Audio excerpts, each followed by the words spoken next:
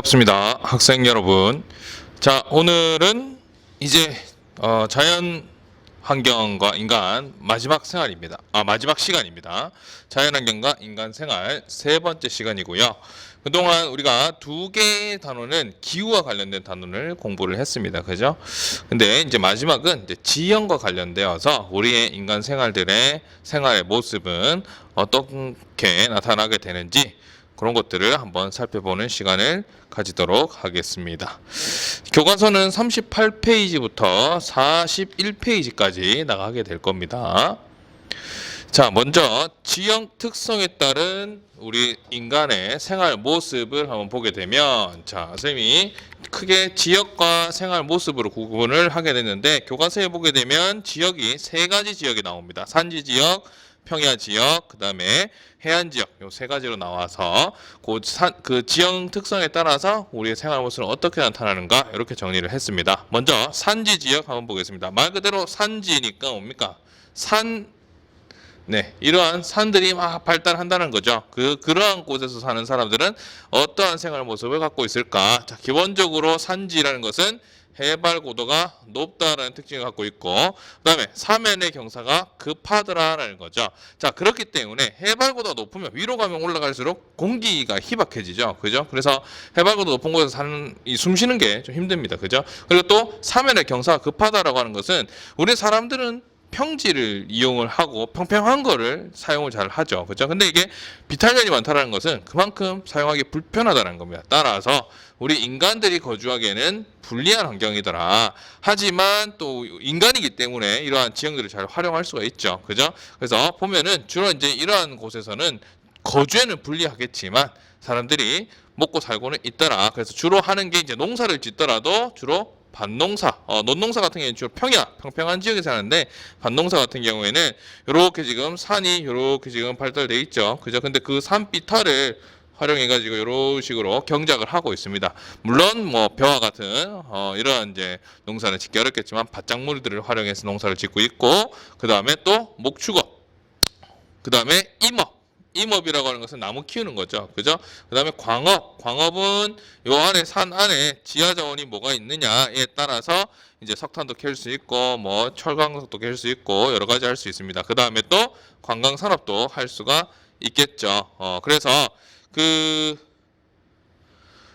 뭐 산악 지역 같은 경우에 뭐 대표적으로 요즘에는 이제 웰빙이다 해가지고 뭐 트레킹, 그 다음에 또 등산도 많이 하죠. 근데 물론 뭐 알프스산 이런 것 같은 것을 등산이라고 표현하기는 좀 어렵지만 그렇지 않고서 그냥 이 비교적 평평한 길을 산책하는, 그러니까 트레킹이라고 얘기를 하죠. 그런 것들도 할 수 있더라라는 겁니다. 그래서 그러한 것들 활용해서 뭐 관광산업, 그 다음에 또 여기 보면은 지금 이런 설산들이 보이죠. 해발 고도가 워낙 높아서 이런 설산들 같은 경우에도 눈 보러 간다거나 아니면은 뭐 스키를 타러 간다거나 이런 것들을 통해서 관광산업 등이 발달하고 있습니다.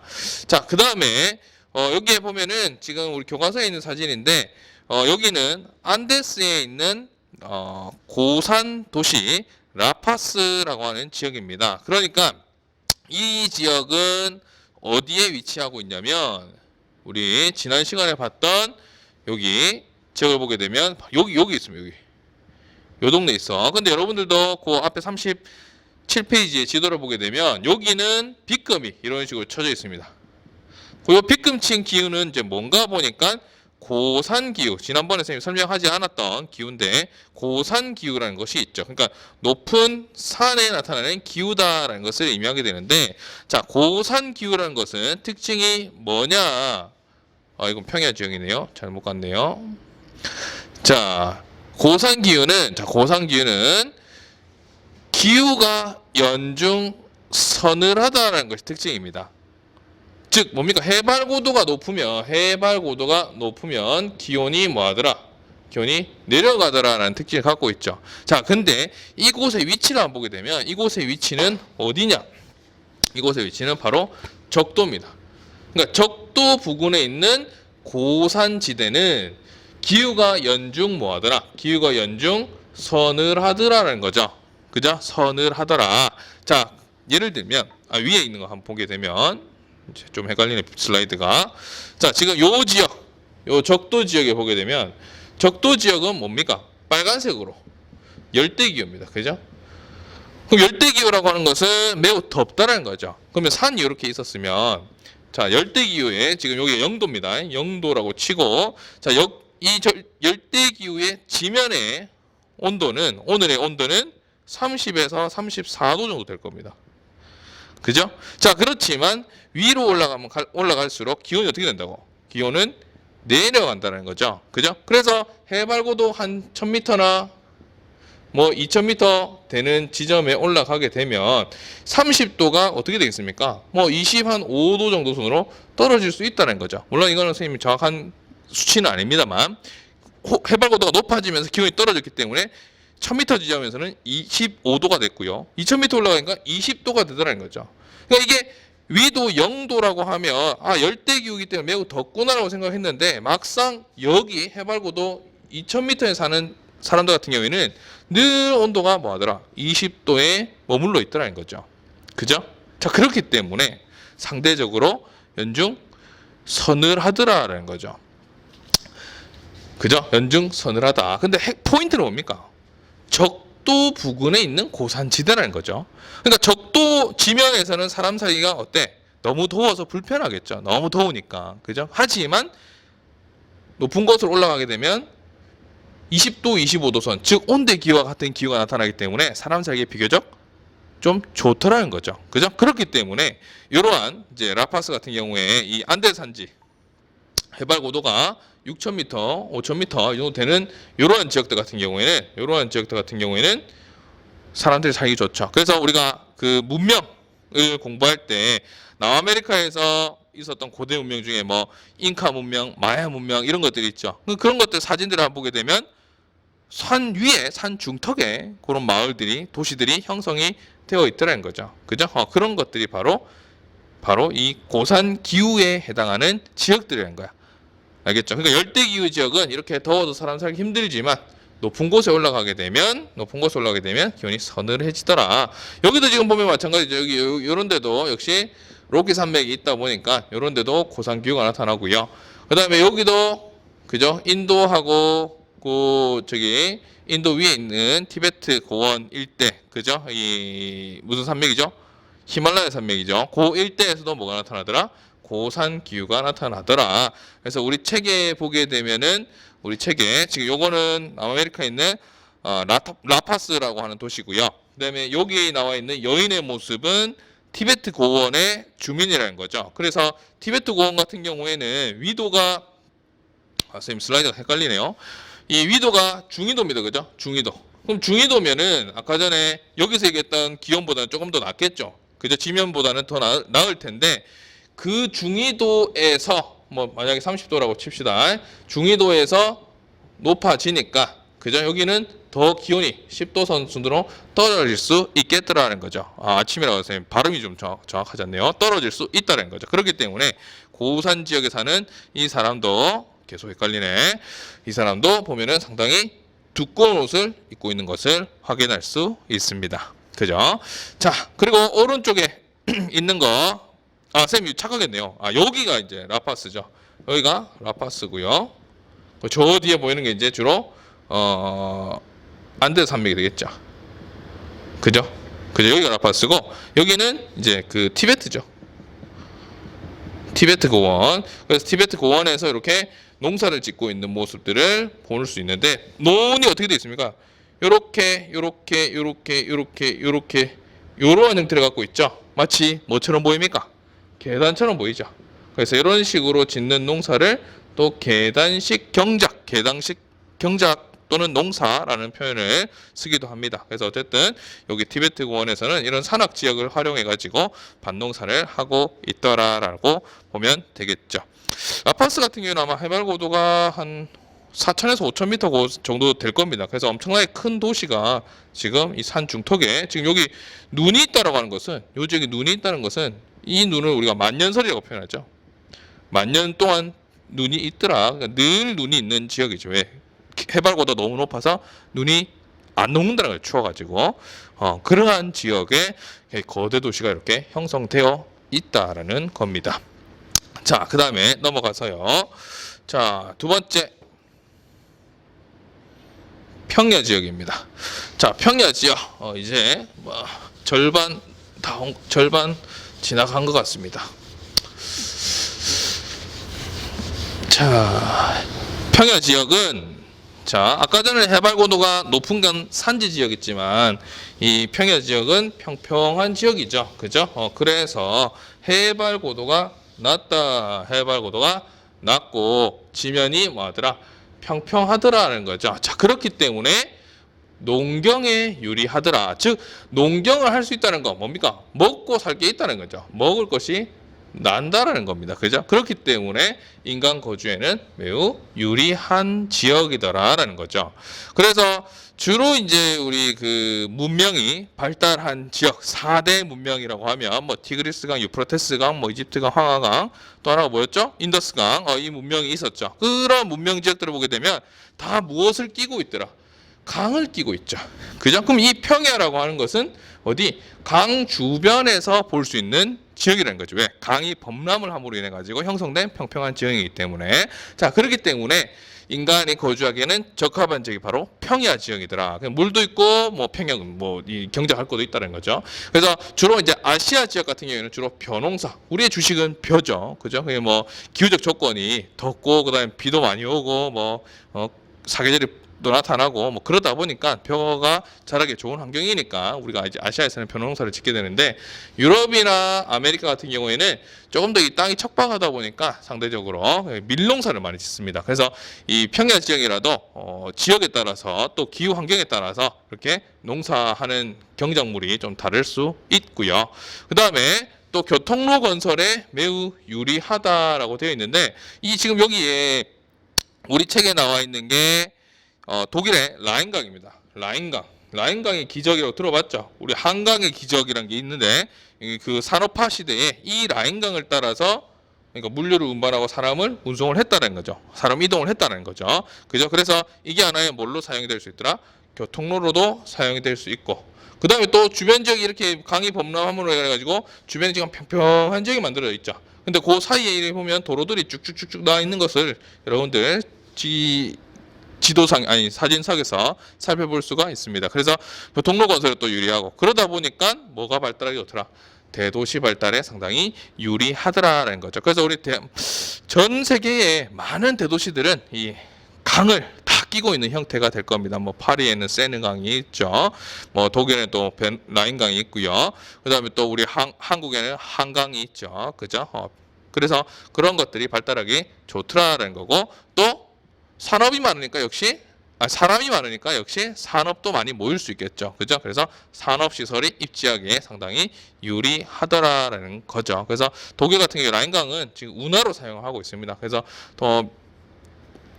이 라인강의 기적이 나타날 수 있었던 거는 이 강을 통해서 물건도 무역도 할 수 있고 큰 물건도 저렴한 비용으로 운송을 할 수 있고 그런 것들 때문에 상당히 유리했다라는 거죠. 자, 그 다음에 넘어가도록 하겠습니다. 쌤이 아침에 수업을 하다 보니까 입이 안 풀려가지고 좀 발음도 정확하지 않고 또 생각도 유연하지 않네요.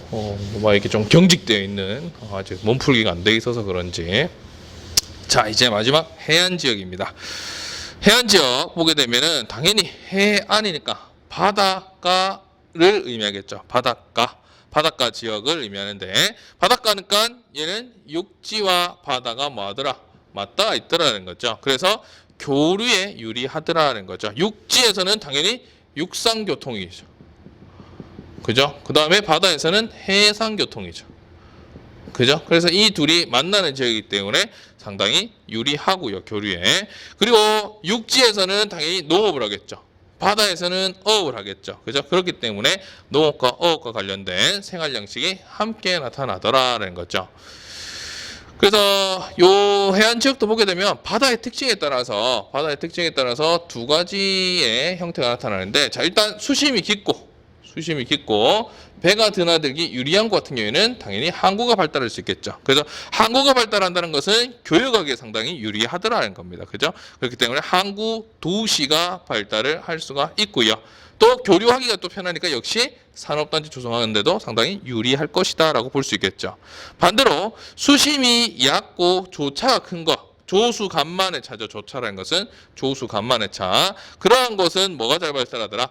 갯벌이 잘 발달하더라. 그 갯벌 같은 우리 진흙이죠. 바닷가에 가보면 그 갯벌은 우리가 생물의 보고 보물창고라고 얘기를 합니다. 바다의 보물창고. 여러 가지 동식물들이 많이 살고 있기 때문에 그런 표현을 쓰게 되는데 그 갯벌을 활용해 가지고 뭐 염전도 할 수 있고 소금 만들어내는 곳, 그다음에 양식도 만들어낼 수 있다는 거죠. 그죠? 그래서 이 수심이 깊은 지역과 배가 드나들기 유리한 곳, 그다음에 수심이 얕고 조차가 큰 곳은 서로 다른 경관을 보일 수 있다는 거죠. 뭐 갯벌 같은 게 전형적인 어촌의 모습을 보일 거고요. 그다음에 이 수심이 깊은 이런 도시죠. 기본적으로 도시의 형태를 띠고 있을 겁니다. 그죠? 그다음에 다양한 해안 지형을 활용하여 관광 산업도 발달하더라. 우리 대표적으로 이제 이러한 도시가 바로 부산을 가보게 되면 부산의 태종대에 가게 되면 또는 아니면 해운대에 가게 되면 많은 관광객들이 모여 있죠. 그 태종대 같은 경우에는 이제 암석으로 이루어진 절벽이 좀 유명한 곳이고 반대로 또 해운대를 가게 되면 해수욕장이 좀 유명한 곳이죠. 그죠? 그렇기 때문에 그러한 다양한 지형들을 활용해 가지고 관광 산업을 행하고 있더라라는 겁니다.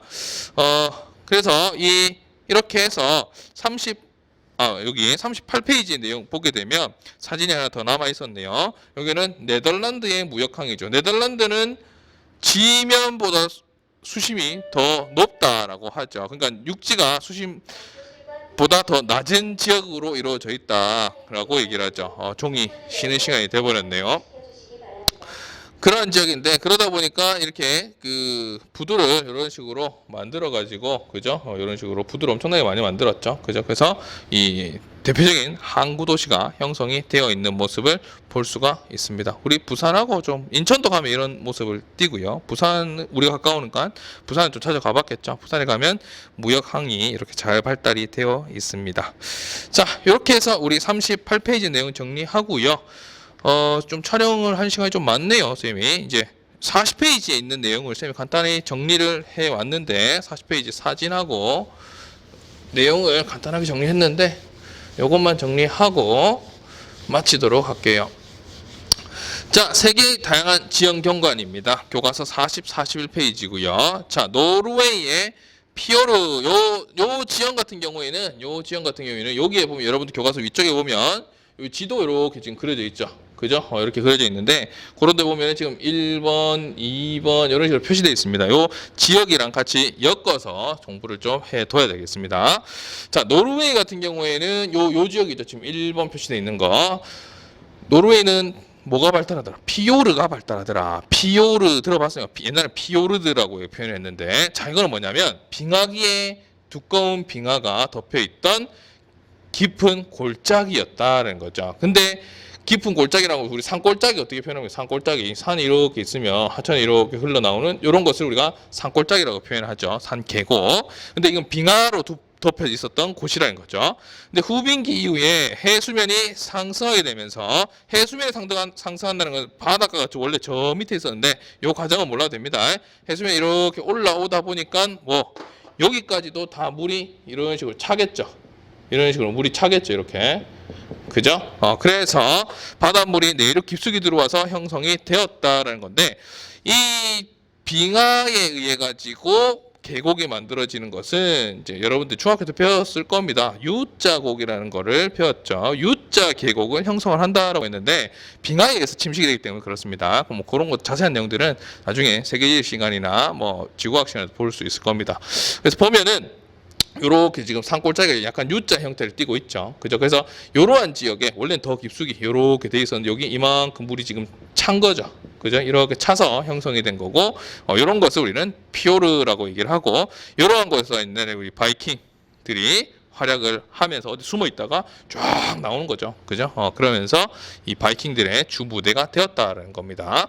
그 다음에 두 번째, 아이슬란드. 아이슬란드는 여기 섬 지역이죠. 그죠? 이 섬인데, 아이슬란드에서는 간헐적으로 하천이 터지더라. 여기 가만히 있다가 갑자기 뻥 터지고 또 가만히 있다가 갑자기 뻥 터지는 이런 온천이 있더라는 건데, 자, 아이슬란드 같은 경우 대표적으로 화산 지역입니다. 화산 지역. 화산 활동으로 형성된 지형이고, 대서양의 해령, 지구학 시간에 배웠죠. 해령이라는 것은 우리 대서양 보게 되면 그죠? 아메리카가 있고 유럽이 있으면 거기 쭉쭉쭉쭉 여기 이 뭡니까? 발산 경계죠. 그죠? 열점에 의해서 이 발산 경계가 이렇게 지금 대륙이 이렇게 퍼지고 있잖아. 그 자세한 내용도 역시 지구과학 시간이나 세계지리 시간을 이용을 하세요. 그러한 이제 해령이 있는 지역에서 화산 활동을 해서 아이슬란드가 형성이 됐는데, 아무래도 화산 활동이 나타나니까 그 화산과 관련해서 간헐천이라든지 뜨거우니까 이제 밑에 끓고 있다가 갑자기 한 번씩 빵 터지는 거죠. 그다음에 활화산이라든지 그다음에 노천 온천 이런 것들을 자주 볼 수 있습니다. 그리고 또 지열이 좀 발달돼 있겠죠. 그죠? 그래서 지열을 활용해서 전력을 생산하고 난방이나 온수도 역시 지열을 활용해서 공급을 하더라. 그래서 아이슬란드 같은 경우에는 대표적인 화산 지형이더라. 그다음에 미국의 그랜드 캐년이 있습니다. 미국의 그랜드 캐년. 자, 요거는 이 강이 이제 콜로라도 강입니다. 이 강이 원래는 요 위로 요렇게 흘렀겠죠. 여기 다 이렇게 메워져 있었다면 옛날에는 요렇게 흘러갔었겠죠. 그죠? 근데 요게 침식이 되면서 지금의 하천의 수위는 여기까지 쭉 떨어져서 내려가 있고요. 근데 요게 암석의 종류가 달라서, 그러니까 굵기, 세기가 달라서 이런 식으로 형태를 띠게 됩니다. 그래서 되게 특이한 경우가 여기 보면 사람이 한 사람이 지금 저기 지금 바라보고 있는데, 이러한 것들은 콜로라도 강과 이제 바람이 오랜 시간 동안 이제 뭘 하면서 침식을 하면서 형성한 지형이더라라는 거고요. 그다음에 히말라야 산맥입니다. 히말라야 산맥은 이제 유라시아판과 인도판, 그죠? 우리 선생님이 간단하게 그리면 이렇게 그리죠. 이렇게 해서 여기가 인도고 여기가 유라시아다라고 했을 때, 그죠? 이 두 개가 뭐 하더라? 이렇게 충돌을 하더라는 거죠. 역시 지구과학 시간에 배웠을 겁니다. 이게 대륙판이죠. 그죠? 얘도 대륙판이죠. 대륙판과 대륙판이 만나서 뭘 만들어지더라? 습곡 산맥을 만들더라. 그래서 이러한 아주 거대한 산맥을 형성을 하게 되는데, 그러한 이제 높은 산이 만들어짐으로 인해 가지고 여름철에는 인도양에서 불어오는 고온다습한 계절풍, 그러니까 여름철에는 이제 바람이 이렇게 인도에서 이렇게 남쪽에서 바람이 불어 들어옵니다. 근데 여기에 뭐가 있다고? 여기에 높은 산이 이렇게 형성되어 있으니까 이 산 앞에 바람이 부딪히게 되면서 남쪽에는 비를 많이 뿌리게 되더라라는 거죠. 그죠? 그래서 산맥 남쪽에는 많은 비가 내리기도 하고, 그 다음에 또 여기서 넘어가는 바람은, 선생님 색깔펜이 두 개밖에 없어가지고, 넘어가는 바람은 건조한 바람이 됩니다. 건조한 바람이 돼. 넘어가는 바람은 건조한 바람이 되기 때문에 거기는 사막이 발달하게 되고, 또 높은 지역이니까 고온도 발달하게 되더라라는 거죠. 그래서 히말라야 산맥 같은 경우에는 유라시아판과 인도판의 이 충돌로 인해서 형성된 높은 산맥이더라라는 거고, 남쪽과 북쪽의 생활 모습이 다르다는 걸 확인할 수 있었죠. 그다음에 오스트레일리아에 대보초라는 것이 있습니다. 대보초. 이거는 이제 산호초입니다. 산호초인데 엄청 크게 형성이 되어 있는, 이제 보라는 것은 이렇게 이제 진짜 이 물 막아 놓은 보처럼 이런 식으로 길게 쭉 이어져 있는 거, 요거를 보라고 얘기하는데, 산호초가 그러한 보처럼 형성되어 있다고 해서 보초, 그래서 그 규모가 커서 대보초라고 표현합니다. 세계 최대의 산호초 해안이고요. 이 산호초 우리 아쿠아리움 같은 데 가보면은 여러 가지 그 생물들 볼 수 있죠. 그래서 다양한 해양 생물들이 사는 곳이고, 또 얘는 세계 자연유산, 유네스코에서 자연유산으로 지정을 해놨습니다. 지금 생각보다 양이 많아서 올릴 땐 끊어서 올려야 되겠네요. 그 다음에 이제 볼리비아, 남아메리카죠. 볼리비아의 우유니 사막 많이 들어봤죠, 그죠? 이 교과서에 있는 사진보다는 인터넷 사진 보게 되면 여기 물이 찰랑찰랑하게 있으면 요 위에 있는 이 밑에 이 구름이 비치는 거죠. 그죠? 그렇게 해서 아주 진짜 뭐 진짜 천국 같은 그러한 사진들이 많은데 이런 사진을 갖다 붙여가지고 헷갈리게 그 지역인데 우유니 사막 같은 경우에는 안데스의 3,600m 고지대에 위치를 하고 있고 얘는 과거의 바다였습니다. 과거의 바다였던 곳이 안데 산맥이 형성되는 과정에서 높은 곳에 3,600m의 지점이 올라와 있게 됐고 그게 과거에는 호수였는데 마르면서 이제는 사막이 되었습니다. 그러니까 바다였던 곳이 사막이 됐기 때문에 거기에 뭐가 남아있더라? 소금이 남아있더라. 그래서 거기에서는 소금 채취, 관광산업 이런 것들을 하게 됩니다. 이제 마지막입니다. 자, 베트남의 하롱베이입니다. 많이 들어봤죠? 하롱베이라고 표현이 되는데 우리 하롱베이라고 많이 얘기를 합니다. 베이니까 이제 만이죠, 만. 그죠? 얘 같은 경우에는 에메랄드빛 바다에 자 석회암입니다. 요 산 전체는 전부 석회암입니다. 석회암산, 석회암산, 석회암산, 석회암산인데 석회암이라는 것은 이 물의 상당히 취약을 합니다. 물에 잘 녹아 그걸 이제 용식이라고 표현하는데 이 석회암이 바다와 부딪히면서 바다를 만나면서 침식장애가 일어나게 돼서 형성이 됐고 베트남에는 1,900여 개의 크고 작은 이러한 석회암 산지가 있고 뭐 섬도 있고 기암괴석 희귀하게 생긴 암석 덩어리를 우리가 기암괴석이라고 하는데 뭐 이제 뭐 섬이라고 불러도 되겠죠. 그죠? 그래서 그런 1,900여 개 정도가 있답니다. 얘도 역시 유네스코에서 자연유산으로 지정이 되어서 보호를 하고 있다는 거죠. 그죠? 그래서 이 다양한 지형에 따라서 사람들의 사는 모습도 다양하게 나타나는 것을 확인할 수 있었습니다. 자, 이렇게 해서 우리 38페이지부터 41페이지까지 왔는데 뭐 이게 쌤이 그 온라인 수업으로 강의식을 준비하다 보니까 뭐 내용이 많아도 그냥 좀 그냥 하게 되었습니다. 알겠죠? 그래서 여러분들 힘들겠지만 꼭 한번 수업 때 집중을 해주고 혹여나 놓친 게 있다면 내셔널 지리그래픽에도 영상을 올리도록 하겠습니다. 그래서 여러분들이 거기서도 잘 보완을 해서 시험에 잘 임할 수 있도록 하면 좋을 것 같습니다. 쉬는 시간도 맞춰버렸네요. 자, 내셔널 지리그래픽 구독, 좋아요, 알림 설정 해주고요. 자, 이제 올해의 이 내셔널 지리그래픽 수업은 여기서 끝이 날 것 같습니다. 그동안 1년 동안 여러분들 내셔널 지리그래픽 많은 성원을 보내주고 또 많은 사랑을 해줘서 고맙고요. 과제도 많고 활동도 많이 했는데 어쨌든 잘 해줘서 너무나 고맙고 너무나 기억에 남는 학년이 될 것 같습니다. 자, 그러면 뭐 내년에 만날 수 있을지 없을지 모르겠지만 구독자로 남아주면은 좋겠고요. 그러면 선생님도 간간히 여기서 볼 수 있겠죠. 자, 그럼 그동안 수고 많았고요. 다음에 또 보도록 하겠습니다. 수고하셨습니다.